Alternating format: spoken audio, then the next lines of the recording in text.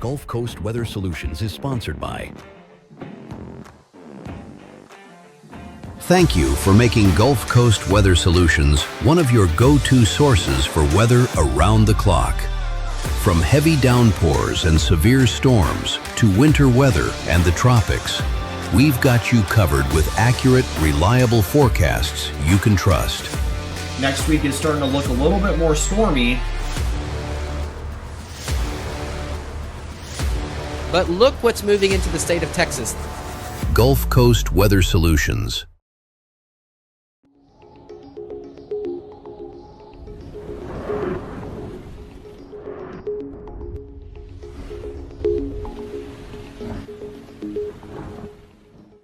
Good evening, Southeast Texas and Southwest Louisiana. I'm meteorologist Lucas Bostrick. We're looking at our visible satellite radar over the past 4 hours. We can see nothing going on in Southeast Texas and Southwest Louisiana, but definitely some showers and storms in Mississippi, where they definitely have needed some rain as well, although we definitely need it to go into our ground as well, for it's very dry out there. But definitely seeing some showers and storms in those areas out to our east, rotating around the ridge of high pressure.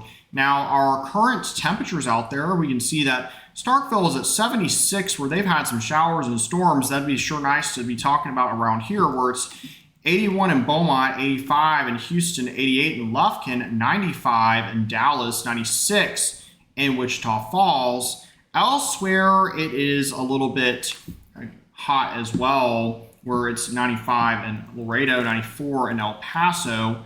But out to our east, it is certainly a little bit cooler. We're at 74 in Mobile, 78 in Tallahassee.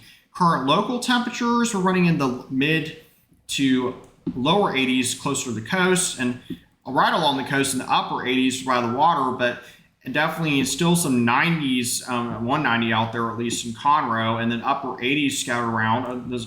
Tascasita is also at 90. But anyway, there's a lot of really warm temperatures out there. In our 24-hour temperature change, we can see we're running about 3 to 4 degrees warmer across much of southeast Texas. Further north, it's running about the same, if not a little bit cooler, especially around St. Augustine and Hemp Hill.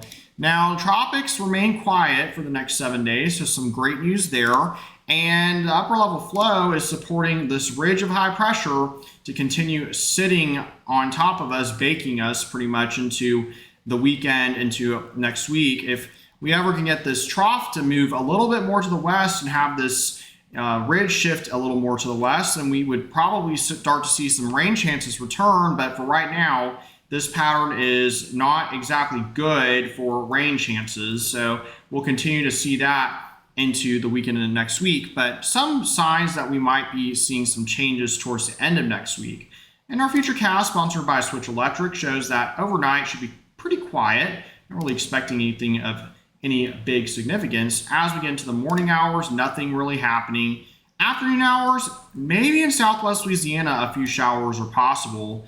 And we're going to see a little bit of a line of storms possibly trying to move its way down from the north, and so for that reason we have about a 10 to 20% chance of rain, and we will continue to monitor that line of storms as it moves down. But we are very close to the ridge on the edge, so that is why we could see these storms rotating around, and that's where they're having right now in the Mississippi area.